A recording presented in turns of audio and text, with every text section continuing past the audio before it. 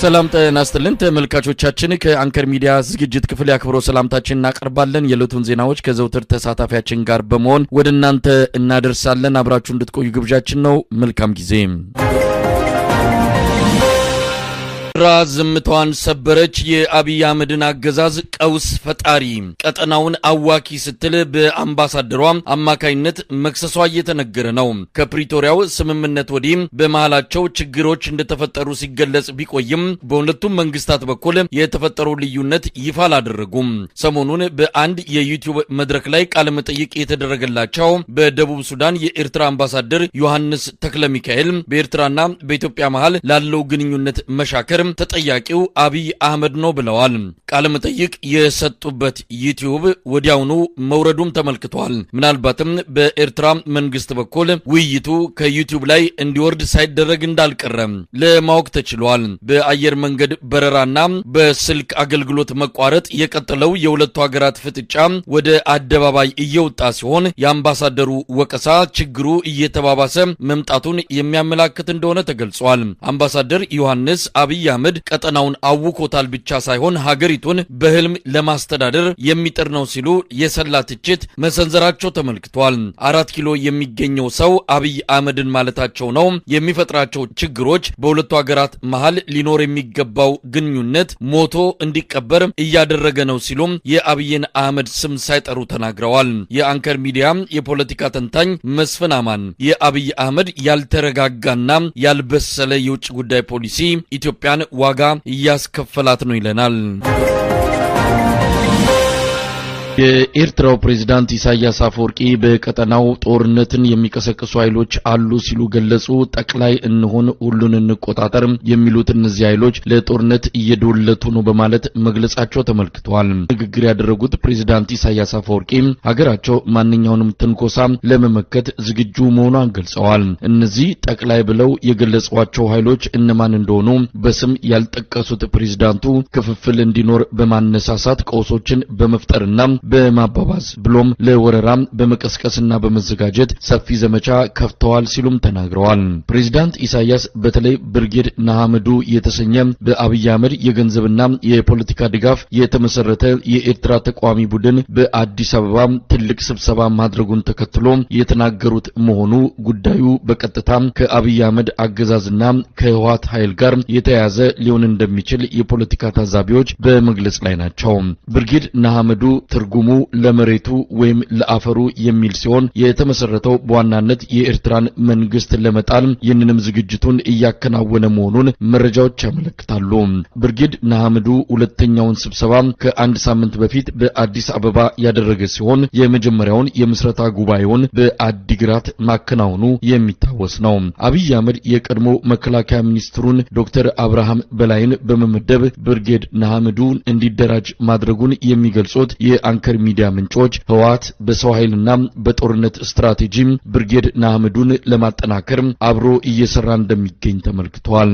በህወሓት አፍቃሪው ኤርትራዊው ድምጻዊ ኪሮስ ተስፋ ሰብሳቢነት የተቋቋመው ብርጌድ ንሓመዱ ወታደራዊ ስልጠና በመውሰድ ወደ ኤርትራ መሬት እንደሚላክ ነው የምስረታ ሰነዱን የተመለከቱ የአንከር ሚዲያ ምንጮች ገለጹት። የአብይ አህመድ አገዛዝ ከብርጌድ ንሓመዱ በተጨማሪ የቀይ ባህር አፋሮችን በአቶ ኢሳያስ አፈወርቂ መንግስት ላይ እንዲነሱ ለማድረግ በስፋት እየሰራ መሆኑንም ያገኘነው መረጃ ያመለክታል።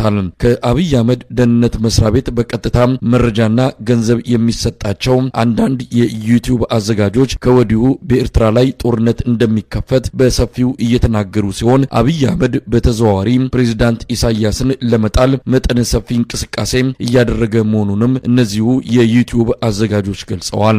አብይ አህመድ ከዚህ ቀደም ብሎ ለአሜሪካን ባለስልጣናት አቶ ኢሳያስ አፈወርቂን ከስልጣን እንዲወገድ ከፈለጋችሁ በኔ በኩል አቋራጭ መንገድ አለ፣ የአስመራውን መንግስት በቀላሉ እገለብጥላችኋለሁ ብሎ እንደነገራቸው ለአንከር ሚዲያ በደረሰ መረጃ ላይ ተመልክቷል። የብርጌድ ንሓመዱ እንቅስቃሴና የቀይ ባህር አፋሮችን ለማደራጀት የተጀመረው የአብይ አህመድ ጸረ ኢሳያስ አፈወርቂ ዘመቻ ከህወሓት ጋር በቅንጅት የሚከናወን ሲሆን ህወሓት በፕሪቶሪያው ስምምነት ተገልብጦ የበለጠ መሳሪያ እንዲታጠቅ በአብይ በአብይ አህመድ በኩል የተደረገውም በፋኖ ላይ የተጀመረውን ጦርነት እንዲያግዘው በሂደትም የአስመራውን መንግስት በጋራ ሆኖ ለመፈንገል መሆኑን ለማወቅ ተችሏል። ብርጌድ ንሓመዱ በውጭ ሀገራት የሚኖሩ የአቶ ኢሳያስ አፈወርቂ ተቃዋሚ የሆኑ ኤርትራውያንና በስመ ኤርትራዊ የሚንቀሳቀሱ የህወሓት አባላትን በማደራጀት ግሎባል ብርጌድ ንሓመዱ የሚል እንቅስቃሴ መጀመሩም ተመልክቷል። በቅርቡም በጅቡቲ 3 ኤርትራውያን ባለሀብቶችን ያነጋገሩት የአብይ አህመድ የጦር ሹማምንቶች የብርጌድ ንሓመዱን እንቅስቃሴ በገንዘብ ለመደገፍ ኤርትራውያን ባለሀብቶች እንዲያስተባብሩ ምክክር መደረጉን አንከር ሚዲያ መረጃው ደርሶታል። በኬንያ ነዋሪ የሆነ አንድ ኤርትራዊ ባለሀብትና ሁለቱ ከሌሎች የአፍሪካ ሀገራት የመጡት ኤርትራውያኑ ከምክትል ኤታማዦር ሹም ጀነራል አበባው ታደሰ ከጀነራል ጌታቸው ጉዲናና በጅቡቲ የኢትዮጵያ አምባሳደር ብርሃኑ ጸጋይ ጋር መወያየታቸው ታውቋል። ለዚሁ ስብሰባ በጅቡቲ ከሚኒስኪ ፓላስ ሆቴል የቆዩት 3ቱ ኤርትራውያን ባለሀብቶች ከአብይ አህመድ ጀነራሎች ጋር በመነጋገር የብርጌድ ንሓመዱን ዘመቻ እንዲያግዙት በሚቻልበት ሁኔታ ሐሳብ መለዋወጣቸው ተመልክቷል። አብይ አህመድ በዳሬ ሰላም ከኦሮሞ ነጻነት ሰራዊት ጋር በተደረገ ንግግር ላይ ተወካዮቹ ለነጃልመሮ ካቀረቡት ጥያቄ አንዱ ሰሜኖቹን ማለትም ፋኖና ኤርትራውያንን በጋራ እንምታቸው አለበለዚያ ስልጣኑን እንነጠቃለን የሚል እንደነበረ ራሱ ጃልመሮ መናገሩ የሚታወስ ነው። በአስመራው የ33ኛው የኤርትራ የነጻነት በዓል ላይ ፕሬዝዳንት ኢሳያስ አፈወርቂ ሁሉን ልቆጣጠር ባይ ኃይሎች እያደረጉ ያሉትን እንቅስቃሴ በቅርበት እየተከታተልን ነው፣ ጊዜው ሲደርስ ሁሉንም በግልጽ እንናገራለን ያሉ ሲሆን ለሁሉም ትንኮሳዎች ሀገራቸው ዝግጁ ሆና እንደምትጠባበቅም ገልጸዋል። የአብይ አህመድ ሰራዊት በተደራራቢ ውጊያዎች እረፍት በሌለው የእርስ በርስ ጦርነት ምክንያት በከፍተኛ መሰላቸት ውስጥ እንደሚገኝ ተገለጸ። የሰራዊቱ ቁመና እየወረደ መምጣትና መሰላቸት ለብልጽግናው አገዛዝ ከፍተኛ ስጋት መፍጠሩን የአንከር ሚዲያ ምንጮች ካደረሱን መረጃ ለማወቅ ተችሏል። ሰራዊቱ እየፈረሰ ነው፣ በተለይ እግረኛው ኃይል ሙሉ በሙሉ ከጥቅም ውጪ ሊወጣ ከጫፍ ደርሷል የሚሉት ስጋቶች በሰራዊቱ አዛዦች ዘንድ መኖሩን የሚገልጹት የመረጃ ምንጮች ባለፈው አንድ ወር ውስጥ ያገዛዙ ሰራዊት ከፍተኛ ወታደራዊ አዛዦች በአደባባይ የተናገሩትንም በአብነት በመጥቀስ የአብይ አህመድ አገዛዝ ከፍተኛ ጭንቀት ውስጥ መግባቱን ይገልጻሉ። የአንከር ሚዲያ ወታደራዊ ጉዳዮች ባለሙያዎች የሶስቱ ጀነራሎች የአደባባይ ምስክርነት ሰራዊቱ ሀገር የመከላከል ቁመና ላይ እንዳልሆነ፣ በዚሁ ከቀጠለ በከፍተኛ ቁጥር የሰራዊት መኮብለልና መጥፋት እንደሚከሰት ገልጸዋል። ለአንከር ሚዲያ በደረሰው መረጃ ላይ እንደተመለከተው የአብይ አህመድ ጀነራሎች ጉዳዩ በእጅጉን እንዳሳሰባቸውና ሰራዊቱ በገፍ እየተማረከ የሚገኝበትን የአማራ ክልል ጦርነት በምን መልኩ መቋጨት እንደሚገባ እየተነጋገሩበት ይገኛሉ። የአብይ አህመድ አገዛዝ የመውጫ ስትራቴጂ ሳያዘጋጅ የገባበት የአማራ ክልል ጦርነት ከተጠበቀው በላይ የሰውና የመሳሪያ አቅሙን የበላበት እንደሆነ የገለጹልን የአንከር ሚዲያ የወታደራዊ ጉዳዮች ተንታኝ ሻለቃ ማሞ ለማ ፖለቲካዊ መፍትሄን ወደ ጎን አድርጎ በኃይል እፈተዋለሁ የሚለው አካሄድ የአገሪቱን የመከላከያ አቅም በከፍተኛ ደረጃ እያዳከመው ነው ብለዋል። አብይ አህመድ ወደ ስልጣን ከመጣ ወዲህ ለአንድም ቀን ያለ ጦርነት ያላሳለፈው የመከላከያ ሰራዊት በእርስ በርስ ግጭት ምክንያት የደረሰበት ኪሳራ ሀገሪቱን ለታሪካዊ ጠላቶቿ ጥቃት ሊያጋልጣት ይችላል ሲሉም ስጋታቸውን ገልጸዋል። ሁኔታው ያሳሰባቸው አንዳንድ ጀነራሎች ከወዲሁ ጉዳዩን ወደ አደባባይ ይዘው መውጣት የጀመሩ ሲሆን ሰራዊቱ በውጊያዎች መደራረብ ሰልችቶታል፣ በእርስ በርስ ግጭት እየተጣደ እረፍት ባጣ የጦርነት አዙሪት ምክንያት ከልክ በላይ ደክሞታል የሚለው አስተያየትና ጠንካራ አቋም ከአብይ አህመድ ጀነራሎች እየተሰማ ሲሆን ሰሞኑንም ብርጋዴር ጀነራል ከበደ ረጋሳ በቃም ፖለቲካዊ መፍትሄ ፈልጉ በሚል የሰጡትና የሰራዊቱ በሙሉ አቋም ነው ብለው ያስተላለፉት ጠንካራ መልእክት ለአብይ አህመድ አገዛዝ የማስጠንቀቂያ ደውል ተደርጎ ተወስዷል። ኢኮኖሚ ከፍተኛ አደጋ ውስጥ መግባቱን ዘ ኢኮኖሚክስ መጽሔት በትላንትናው ዕለት ይፋ ባደረገው ዘገባው አመለከተ። ከ450 በላይ የሚሆኑ አምራች ኩባንያዎች ከስራ ውጪ መሆናቸውንም አስታውቋል። ከ70% በላይ የሚሆኑ ትልልቅ ኩባንያዎች ስራ አስፈጻሚዎች ባለፉት ጥቂት ዓመታት ውስጥ የኢትዮጵያ ኢኮኖሚ ተበላሽተዋል ሲሉ መረጃ እንደሰጡትም ዘ ኢኮኖሚስት መጽሔት ዘግቧል። የኢትዮጵያ ወታደራዊ ወጪ በ2022 እንደ አውሮፓውያን አቆጣጠር 88 በመቶ ማደጉን ነው በዘገባው ላይ ተመለከተው።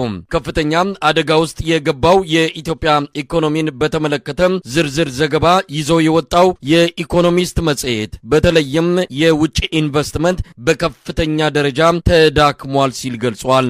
በ2023 ዓ.ም እንደ አውሮፓውያን አቆጣጠር ወደ ኢትዮጵያ የገባው የውጭ ኢንቨስትመንት 6 ብቻ ሲሆን በተመሳሳይ በኬንያ 63 የውጭ ኢንቨስትመንቶች መግባታቸውን ያመለከተው። ይህ በእንዲህ እንዳለም ከመንግስትና የግል ባንኮች ከተወሰደው ብድር 70 በመቶ እንዳልተመለሰ ተገለጸ። በባንኮች ላይ ከፍተኛ ውድቀት የሚያስከትልም እንደሆነ እየተነገረ ነው። ለአንከር ሚዲያ በደረሰው መረጃ ላይ እንደተመለከተው ከኢትዮጵያ ንግድ ባንክና ከ20 በላይ ከሚሆኑ የግል ባንኮች ከተወሰደው ብድር 70 ከመቶ የሚሆነው ሊመለስ አልቻለም። ብድሩን የወሰዱት ባለሀብቶች መክፈል ባለመቻላቸው በዋስትና የተያዘባቸው ንብረቶቻቸው ለሐራጅ የቀረቡ መሆናቸውን የገለጹት የአንከር ሚዲያ ምንጮች ንብረቶቹን የሚገዛ እንዳልተገኘም ተመልክቷል። ገዢ ጠፍቷል፣ ብሩ አልተመለሰም፣ ባንኮች በኮላቶራል የያዟቸውን ንብረቶች ታቅፈው ቀርተዋል ብለዋል መረጃውን ያደረሱን ምንጮች። ይህ በአንድ ሀገር ላይ ከፍተኛ የኢኮኖሚ ቀውስ እንደሚያስከትል የገለጹት ባለሙያዎች 70 ከመቶ ብድር አልተከፈለም ማለት ባንኮቹ ሙሉ በሙሉ ከስራ ውጪ የሚሆኑበት አደጋ ይፈጠራል ማለት እንደሆነም የኢኮኖሚ ባለሙያዎች ይገልጻሉ። ብድሩን የወሰዱት ባለሀብቶች ከሰላምና ደህንነት እንዲሁም ከአጠቃላይ የሀገሪቱ የኢኮኖሚ ማሽቆልቆር ጋር በተያያዘ ሰርተው መክፈል እንዳልቻሉና በግልም ለተበደሩባቸው ባንኮች የተያዙባቸውን ንብረቶች በሐራጅ እንዲሸጡት በመጠየቅ ላይ መሆናቸውን ነው ከደረሰን መረጃ ለማወቅ የተቻለው። አንከር ሚዲያ ያነጋገራቸው የኢኮኖሚ ባለሙያ ዶክተር ዮናስ ብሩ ባንኮች 70 ከመቶ ያበደሩትን ካልተመለሰላቸው ከስራዋል ማንሰራራት በማይችሉበት ሁኔታ ውድቀታቸው አይቀሬ ነው ሲሉ አደጋውና ቀውሱ መከሰቱን ገልጸዋል። የባንኮቹ ውድቀት አይቀሬ ነው፣ የተወሰደው ብድር የመመለስ እድሉ በጣም ጠባብ ነው የሚሉት የመረጃ ምንጮቹ ጉዳዩ የብልጽግናውን አገዛዝ ከፍተኛ ጭንቀት ውስጥ መክተቱን ተናግረዋል። በሌላ በኩል የነዳጅ ጫኝ ቦቴ ከባድ ተሽከርካሪዎች በጅቡቲ ከአንድ ወር በላይ እንደሚቆዩ ተገልጿል። ከውጭ ምንዛሪ እጥረት ጋር በተያያዘ መንግስት ነዳጅ እያስገባ እንዳልሆነ ነው መረጃዎች የሚያመለክቱት። በየቀኑ የሚመላለሱ የነዳጅ ቦቴ ተሽከርካሪዎች አሁን ላይ ከአንድ ወር በላይ ቆይተውም ጭነው ወደ አዲስ አበባ የሚያመጡት ነዳጅ ባለመኖሩ ከዚያው ከጅቡቲ ወደብ ያለ ስራ ለመቆየት መገደዳቸው ተመልክቷል። በአገሪቱ ከፍተኛ የነዳጅ እጥረት የተከሰተ ሲሆን በመንግስት በይፋ ከተተመነው በሊትር 100 ብር በ3 እጥፍ በ400 ብር እየተሸጠ መሆኑንም ያገኘነው መረጃ ያመለክታል። ይህ በእንዲህ እንዳለ በአማራ ክልል ለሉና የሚደረገው ተጋድሎ ተጠናክሮ እንደቀጠለ ነው። ጎንደር፣ ጎጃም፣ ሸዋ፣ ወሎ ከፍተኛ ድል የተገኘባቸው አውደ ውጊያዎች መመዝገባቸው ነው ከየቀጠናው ከሚደርሱን መረጃዎች ለማወቅ የተቻለው። በሰሜን ሸዋ ምንጃር አካባቢ የኦሮሚያ ልዩ ኃይል አባላት የተሳተፉበት ውጊያ የተደረገ ሲሆን ከ10 በላይ የኦሮሚያ ልዩ ኃይል አባላት በምርኮ መያዛቸው ነው በመረጃው ላይ የተመለከተው። በጎንደርም እንደዚሁ ተከታታይ ድል እየተጎናጸፈ የሚገኘው የአማራ ፋኖ ብሔራዊ ኃይል የሰሜን አማራ ቀጠና በላይ እዝ ዛሬም በተለያዩ አውደ ውጊያዎች ያገዛዙ ሰራዊት ላይ ከፍተኛ ድል እንዳገኘ ከቀጠናው የደረሰን መረጃ ያመለክታል። በአማራ ክልል ወቅታዊ የሉና ተጋድሎ ዙሪያ ያሉትን መረጃዎች ባጭሩ ሊያቀርብልን የዘውትር ተሳታፊያችን መስመር ላይ ይገኛል።